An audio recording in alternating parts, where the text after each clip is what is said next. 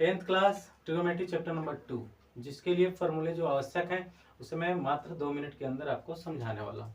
एक समझ जाओ, बाकी सारी चीज़ें ऑटोमेटिकली अपने आप ही इम्प्रूव हो जाएंगी और बिना सूत्र का कुछ बनने वाला है नहीं। बट समझदारी अगर हो तो वो सारे सूत्र इजीली आपके दिमाग में आ सकते हैं। चलिए देखते हैं कैसे होगा। इसमें क्या है, सूत्र नंबर फर्स्ट है sine 90 degree minus theta. Sine 90 degree minus theta करोगे तो आएगा कॉस थीटा। इसके लिए एक सिंपल सा आपको ट्रिक जाननी है। ये नंबरिंग लगातार याद कर लो। Sine theta, cos theta, tan theta, cot theta, हाँ, कॉसेक थीटा, सॉरी पहले सेक थीटा और फिर कॉसेक थीटा। ठीक है, लगातार एक क्रम अगर याद रहेगा तो इसी से काफ़ी आपको हेल्प मिलता रहेगा। बहुत सारे काम इसी से सॉल्व होते रहेंगे। चलिए उसकी हेल्प कहाँ होगी, कैसे जरूरत पड़ेगा वो देख लेंगे हम तुरंत।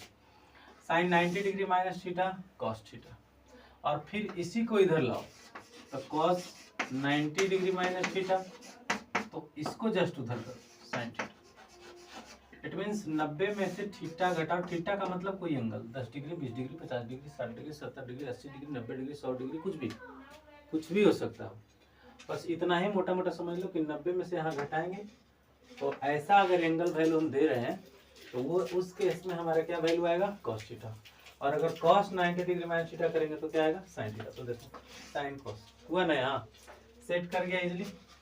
अब उसी तरीके से अगर टेन थीटा को ले लो तो टेन 90 डिग्री माइनस थीटा अगर लेते हैं तो क्या हो गया, ये कॉट थीटा।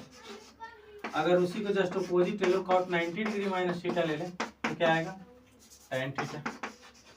अब उसी तरह से सेक 90 डिग्री माइनस थीटा रहेगा तो कॉसेक थीटा, और कॉसेक 90 डिग्री माइनस थीटा रहेगा तो सेक थीटा। यानी इससे ये बदल के आ रहा है, इससे ये बदल के आ रहा है, इससे ये बदल जा रहा है और इससे ये बदल जा रहा है, इससे ये हो जा रहा है और इससे ये हो जा रहा है। तो इसलिए हमने कहा कि बहुत ही आसान है ये एंगल वैल्यू जो कि पूरक कोण से संबंध रखता है। पूरक कोण मतलब दो कोणों का जोड़ 90, जैसे 60 और प्लस 30 90 हुआ, जैसे 50 और प्लस 20 सॉरी 50 प्लस 40 90 हुआ, जैसे 80 प्लस 10 90 हुआ। तो दो कोणों का जोड़ अगर 90 हो रहा है तो पूरक कोण कहलाता है। तो पूरक कोण से संबंधित यहाँ पर आपको चैप्टर्स पढ़ने हैं, तो चैप्टर नंबर 2 के अंतर्गत आता है। तो ये आपका फिनिश हुआ। शायद ये बात पूरी बात समझ में आ गई होगी। चैप्टर 2 के लिए बहुत ही इंपॉर्टेंट है और यहाँ से ही आपको बनना शुरू हो जाएगा। धन्यवाद।